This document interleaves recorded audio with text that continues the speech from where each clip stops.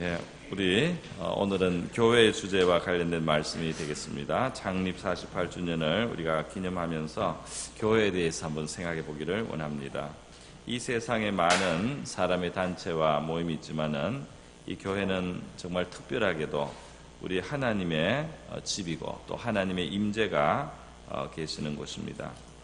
우리 하나님은 이 교회를 통해서 역사하시고 이 교회가 세상에서 볼 때는 가장 크거나 무슨 가장 무력이나 경제력이나 무슨 화려한 뭐가 있는 것은 아니지만은 하나님께서는 이곳에 자기의 영으로 역사하시면서 특별히 만물 가운데서 이 교회를 성경적으로는 머리로 그렇게 세우셨다고 말씀을 하고 있습니다. 교회는 온 우주의 창조자이신 살아계신 하나님께 대한 가장 분명한 진리를 가지고 있는 기관으로서 이 세상에 하나님의 관점에서는 진리의 기둥과 터가 되는 역할을 하는 것이라고 디모데전서 3장 15절에 말씀하고 있습니다. 우리 교회는 어떤 곳이며 또 어떤 곳이 되어야 합니까? 또 교회의 특징은 무엇이며 교회는 어떤 특성을 가져야 합니까? 이러한 질문에 대해서 우리 창립 48주년을 기념하면서 우리 교회 영광스러운 주님의 교회는 어떤 모습이 되어야 되는지 이사야 오늘 2장의 본문 말씀을 통해서 이 질문에 대한 답을 한번 듣도록 하겠습니다. 먼저 오늘 이사야 선지자가 말할 때 이것이 구약 시대의 신약의 그 시대를 바라보면서 했던 예언이라는 것을 우리가 생각해 봐야 되겠습니다. 여기에 시작할 때 말이래라는 표현을 했는데 말일은 멀리 지금 메시아가 오는 시대를 바라보고 있는 것입니다. 또는 말세라는 표현도 성경에 나타나기도 하고 또 모든 날 마지막 날이라고도 표현을 했는데 우리는 이 세상이 좀 어지럽게 돌아갈 때 말세다 이런 말을 하는데 이거는 우리가 이제 하는 말이고 성경에서 말하는 말세 또는 마지막 날 이런 표현이 있을 때는 그것이 어떤 의미를 갖느냐 하면 이제 하나님께서 인류를 구원하실 자신의 뜻을 분명하게 나타내시고 그 하나님의 구원 계획이 적극적으로 진행되는 시기를 성경은 말세라고 합니다. 그래서 말세를 좀 더 구체적으로 말하자면 성경적인 말세 관념은 예수님이 나심으로 말세가 시작됩니다. 그리고 예수님이 지금 인류의 죄를 위한 일을 하시고 성천하시고 성령을 보내주셔서 마치 예수님이 이 교회라는 사람들의 무리, 하나님 백성의 무리를 통해서 지금도 계속 이 땅에 계신 것처럼 예수님의 몸된 이 교회의 성령으로 예수님이 연결되셔서 역사하시면서 자신의 일을 구원의 역사를 계속 하시다가 마지막에 심판장으로 임하시는 재림의 그날까지가 바로 말세라는 겁니다. 성경적인 말세의 관념은 그렇습니다. 한번 이렇게 생각해 보면 쉽겠습니다. 구약시대에 하나님께서 인류의 심판날이 다가오는데 노아의 시대 말입니다. 창세기 6장에 이 인류의 죄 때문에 하나님이 심판을 하셔야 되는데 하나님은 심판 전에 구원의 기회를 주시는 겁니다. 구원의 기회를 주시기 위해서 노아를 부르셨어요. 의인 노아를 부르셔서 방주를 짓게 해서 이 방주를 큰 방주를 이 육지에다가 지으니까 사람들이 이상하게 생각할 거 아닙니까? 왜 이 방주를 짓느냐? 왜 이렇게 큰 배를 짓느냐? 하나님의 심판이 다가오고 있다 말이죠.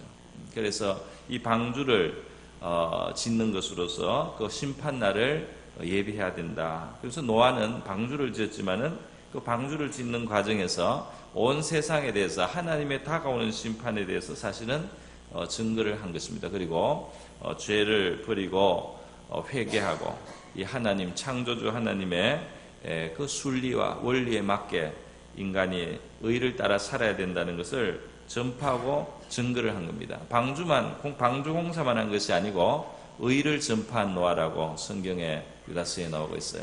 그러니까 회개를 하라는 또는 하나님의 심판이 오고 있다는 우리가 이렇게 살아서는 안 된다는 이제 하나님 중심으로 돌아와야 된다는 의의 메시지를 노아가 증거하면서 방주를 지었단 말입니다. 그리고 이 방주가 완성이 될 때 또 때가 맞춰서 이 하나님의 심판이 그때는 물로서 홍수가 나서 심판이 되는데 마지막 날은 불로서 심판이 있겠다고 또 이미 성경에 예언이 되어 있습니다.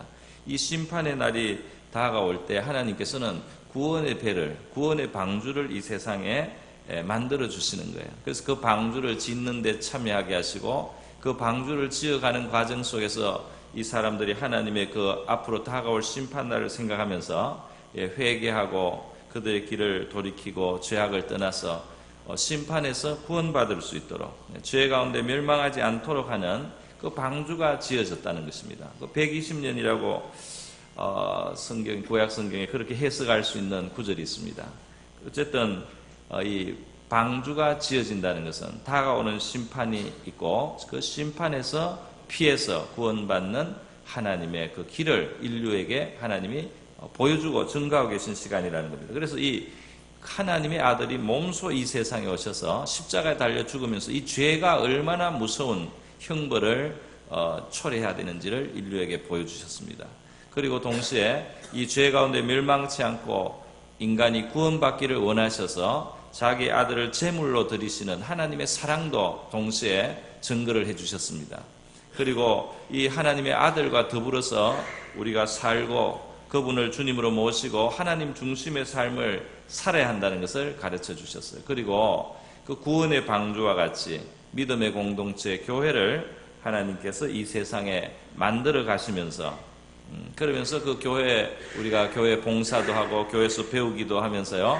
우리의 삶이 하나님 중심의 삶, 이 세상에서 이제 회개한 삶을 살게 하시고 그렇게 해서 마지막 날을 준비하게 하시고 또 우리의 구원을 이루어 가도록 하시는 것입니다. 교회라는 큰 믿음의 방주, 구원의 방주가 지어지고 있다는 것은 심판의 날이 다가오고 있단 말이죠.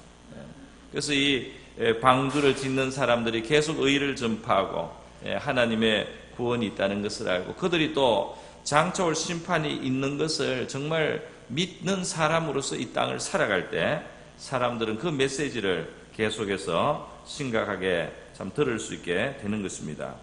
베드로전서 1장 5절 말씀에 보면 너희가 말세에 나타내기로 예비하신 구원을 얻기 위하여 믿음으로 말미암아 하나님의 능력으로 보호하심을 받았다. 말세는 예비하신 구원이 나타난단 말입니다. 그리고 그 구원을 얻게 됩니다. 또 베드로전서 1장 20절에도 예수 그리스도 그는 창세로부터 미리 알리신 바 된 자나 이 말세에 너희를 위하여 나타내신 바 되었으니 그랬어요. 영원 전부터 창세 전부터 계셨던 하나님의 아들이 이 말세 너희를 위해서 이 세상에 오셨다. 마지막 이제 그 단계가 되어서 오셨다는 겁니다. 히브리서 1장 2절 이하의 말씀에도 이 모든 날 마지막에 아들로서 하나님은 우리에게 말씀하셨다. 그 아들이 친히 이 세상에 오셔서 죄에 대해서 그리고 장차 오는 심판에 대해서 그리고 구원의 길에 대해서 그 아들이 이 모든 날 마지막에 우리를 직접 찾아오셔서 알려주셨다 그랬어요. 그는 하나님의 영광의 광채요 본체의 형상이신 자로서 그의 능력의 말씀으로 만물을 지탱하시는 분이며 죄를 정결케 하는 일을 하시고 십자가에 그 희생을 하시고 높은 곳에 계신 위엄의 우편으로 올려가셨단 말입니다.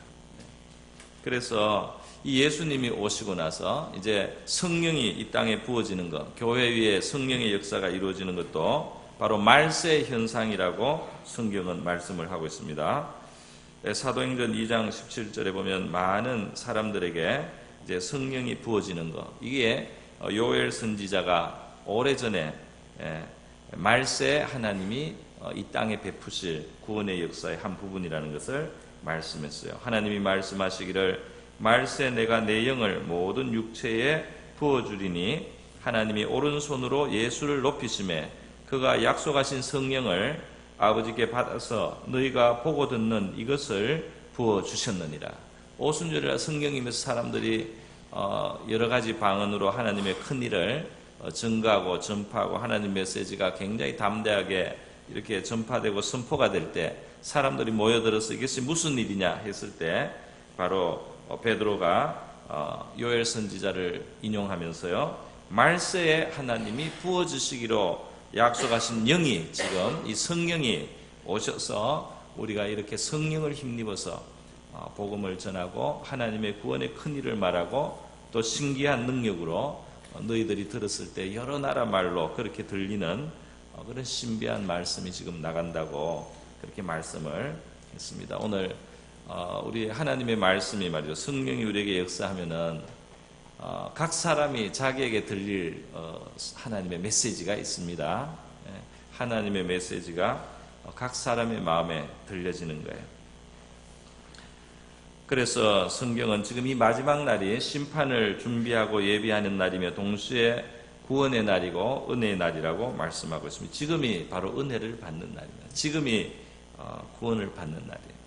고린도서 6장 2절에 보라 지금은 은혜 받을 만한 때요 보라 지금은 구원의 날이로다 그랬습니다.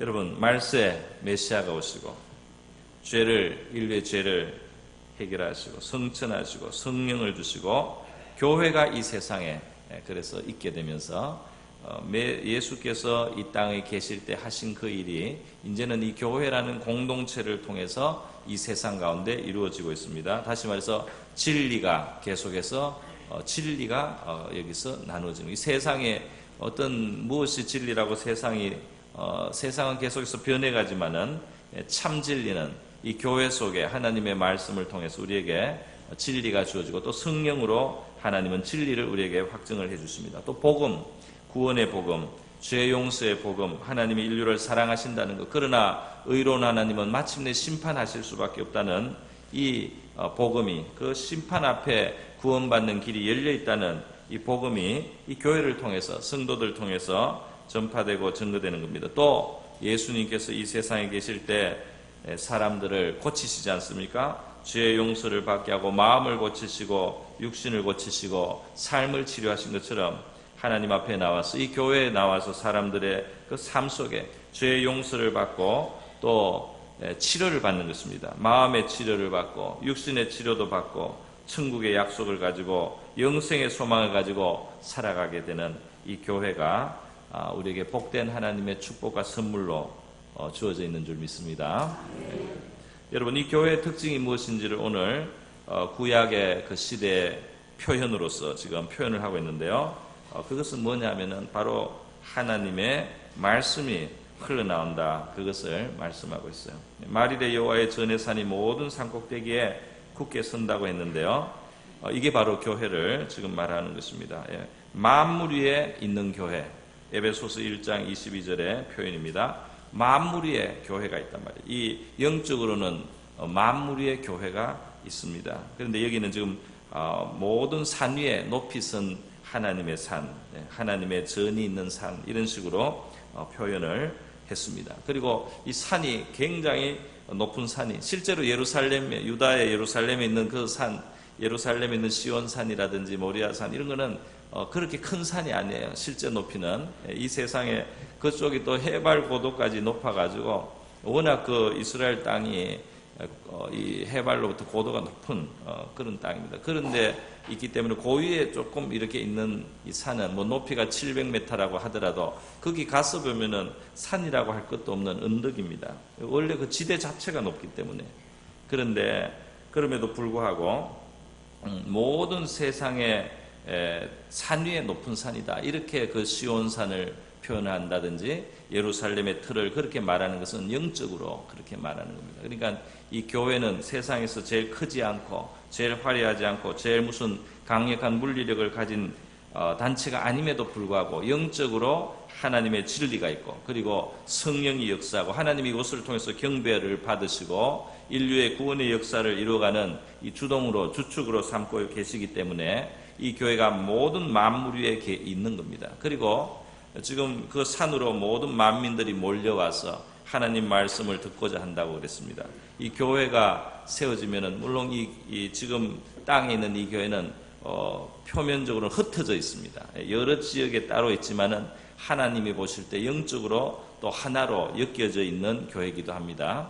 그래서 이 교회를 여러 지역에 있는 교회로 사람들이 나오지 않습니까? 그것을 한 산으로 하나님의 여호와의 그 산으로 만민들이 나오는 것으로 이렇게 상징적으로 표현을 한 것입니다. 야곱의 하나님의 전, 여호와의 산, 이것이 바로 다 교회를 말하는 것입니다. 그런데 이 산에서 무슨 일이 일어나느냐? 바로 율법이, 여호와의 말씀이 그 시온에서부터, 그 예루살렘에서부터 흘러나온다고 오늘 말씀을 하고 있어요.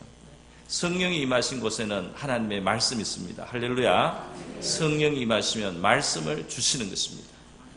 이것은 그냥 하는 말이 아니에요. 이 세상에서 제일 놀라운 말이 성령으로 말미암아 주시는 하나님의 말씀이 우리 인간의 영혼의 깊은 곳에 들어가서 영생을 줍니다. 거듭나게 역사합니다. 마음을 치료합니다. 소망을 줍니다. 믿음을 줍니다. 기적이 일어나게 합니다. 할렐루야. 그래서 하나님의 성령으로 말미암는 말씀이 임함으로 이 세상에 말이죠, 생수의 강이 흘러가고 사람들의 심령에 진정한 치료와 변화가 일어나게 하시는 것입니다. 믿음이 들어가서 역사가 일어나는 것입니다. 회개하는 역사도, 자기를 깨닫게 되는 것입니다.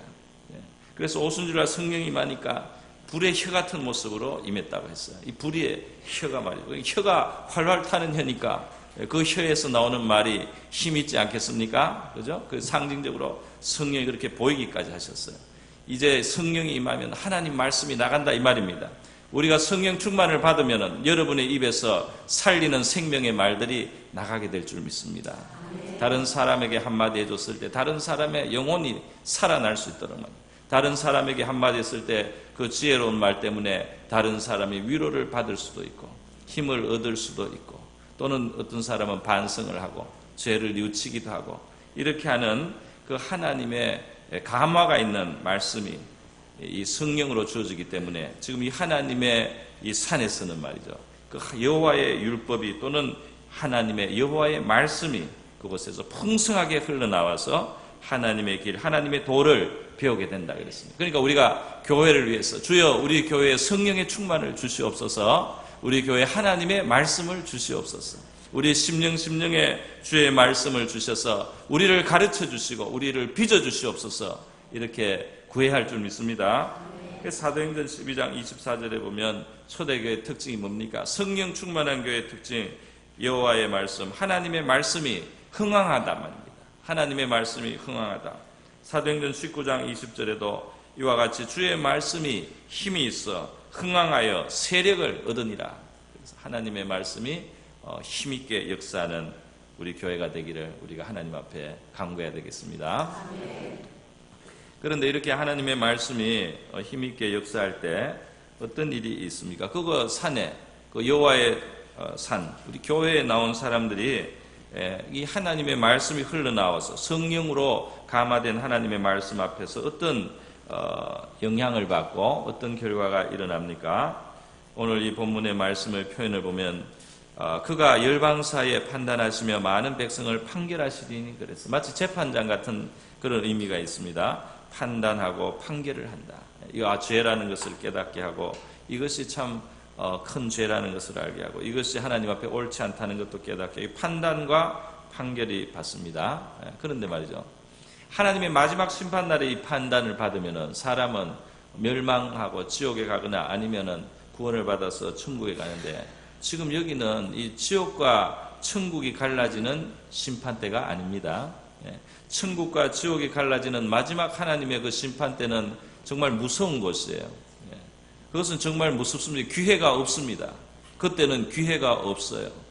죄인으로 판정되면은 나의 삶의 허물과 죄악이 남아있고 말이죠. 그 허물과 죄악으로 내가 살아왔다는 것이 하나님 앞에 판결이 되고 그 진리 안에서 다 드러났을 때 내 양심까지 다 살아나고 다 회복이 되었어. 억눌렸던 양심도, 무뎌졌던 양심도 다 살아나서 자기 죄를 스스로 자고하고 고백하게 되는 그런 마지막 심판날에 오면은 사람들 중에 죄인 아닌 사람이 없습니다. 그렇게 되는데 지금 이 하나님의 말씀이 들려지는 여호와의 산에서 나오는 이 판결은 고칠 수 있는 기회가 있습니다. 할렐루야. 고쳐요. 변화를 합니다. 고치는데 어떻게 고치느냐? 칼을 쳐서 보습을 만듭니다. 칼은 망해야 되는데 좋은 보습으로 바뀝니다. 또 창을 쳐서 낫을 만든다 그랬어요. 그 창은 이 전쟁하는 도구인데, 찌르고 죽이는 도구인데, 낫은 생산하고 양식을 만들어내는, 살려주는 도구 아니겠습니까? 그것으로 바뀌는 역사가 있다는 겁니다. 칼을 들고 서로 치고 전쟁 연습을 했었는데 그런 연습을 하지 않을 것이다. 이렇게 말을 했습니다. 전쟁도 중요하지만 전쟁 연습이 있어요. 이 세상 나라에도 전쟁 연습을 하다가 전쟁을 하는데요. 사람의 마음도 보면은 전쟁 연습을 하다가 전쟁을 합니다. 그래서 남을 미워하는 마음을 부글부글 끓이다가 말이죠. 그리고 괘씸하다 그러고 마음속에 부글부글 속으로 어떻게 이걸 갚아주나 생각도 해보고 마음속에 이 원통한 것을 어떻게 하면 시원하게 무슨 말로써 찔러서 내가 무슨 말에 칼로 찌를 것이냐, 무슨 말로 창으로 진짜 꽂을 것이냐, 어떤 창을 던질 것이냐, 마음속에 전쟁 연습을 하는 부글부글하는 이게 있어요. 그래서 세상에 전쟁이 있는 거 이상한 거 아닙니다. 우리 마음속에 전쟁이 이미 있고 사랑해야 되는 가족 속에도 전쟁을 하고 있는데 이 세상에 어떻게 전쟁이 없겠습니까? 가장 가까운 피부치에게도 우리 마음속에 전쟁을 하는데 어떻게 이 세상에 전쟁이 없어지겠어요? 그런데 하나님은 마음에서부터 역사를 하는 거예요. 하나님의 판단 앞에 진리의 말씀이 우리를 하나님 앞에 세우는 겁니다. 오늘 우리가 하나님의 말씀을 듣고 하나님 앞에서 부끄러운 사람이라는 것을 깨닫는다든지 또는 내가 죄인이고 악하다는 걸 깨닫는 것은 정말 복이 있는 것입니다. 복이 있어요. 왜냐하면은 고칠 수 있는 시간이 있는 바로 이 은혜의 때에 구원의 날에 우리의 창과 칼을 바꾸어서 보습과 낫으로 만드는 시간으로 하나님이 주신 것입니다. 이것이 창이다, 이것이 칼이다, 너의 마음속에 흉기가 있다, 하나님이 알려주시는 겁니다. 너의 마음속에 사람을 상하게 하는 흉기가 있단 말이에요. 너의 마음속에 사람을 죽이는 독이 있단 말이에요. 이것을 하나님이 알게 하시는 겁니다. 그래서 그것을 바꾸어서 독을 젖수로 바꾸고 생명수로 바꾸고 살리는 포도즙으로 바꾸고 꿀로 바꿔서 사람을 살려내는 도구로 바꾸는 그 시간을 하나님이 지금 주셨습니다. 지금 우리가 하나님의 말씀을 받으면서 은혜도 받고 위로도 받아요. 힘도 얻어요. 소망도 얻어요. 그러면서도 희한하게 우리의 잘못도 깨닫습니다. 내가 이것이 잘못됐구나. 내가 이것이 중심이 잘못됐구나. 내가 정말 사람이 죽기를 바라는 마음을 갖고 있구나. 내가 저 사람이 잘못되기를 바라고 있구나. 내가 저 사람이 망하는 것을 즐거워하는구나. 저 사람의 어려움을 내가 기뻐하는구나. 내가 정말 악하구나 말이죠. 그걸 깨닫는 겁니다. 그래서 하나님 앞에 회개하지 않을 수 없어요. 죄인이라는 것을 고백하지 않을 수 없습니다. 그렇게 하는 동안에 어느 사이에 우리 안에 있는 창이 낫으로 바뀌는 겁니다. 회개하는 동안에 우리 안에 있는 칼이 보습으로 변하는 겁니다. 내가 얼마나 악한지를 알아야지 선한 도구로 우리 중심에서부터 변화가 오는 거예요. 칼이 있는지 창이 있는지도 모르고 그렇게 지내다 보면은 그 주변에 상처를 주는 겁니다. 사람들이 상처를 입게 되는 거예요.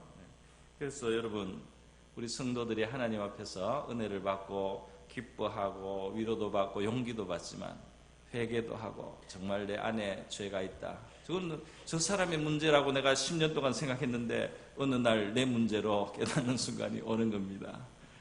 저 사람이 나를 해롭게 한다고 생각했는데 어느 순간에 보니까 내가 저 사람을 수십 년 동안 마음으로 살인을 해온 겁니다. 그런 걸 깨닫는 거예요. 그러면서 하나님 앞에 우리가 회개하고 자랑할 것이 없는 자로서 긍휼을 구하고 은혜를 구하는 사이에 마음의 정결을 구하는 사이에 우리의 혀에 우리의 입술에 살리는 능력이 생깁니다. 할렐루야. 마음의 정결을 삼하는 자의 입에서 말이죠. 그 입술에 단 것이 나오는 겁니다.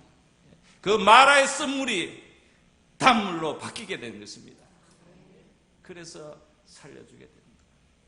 할렐루야. 이 하나님의 은혜가 저와 여러분에게 충만하시기를 축원드립니다.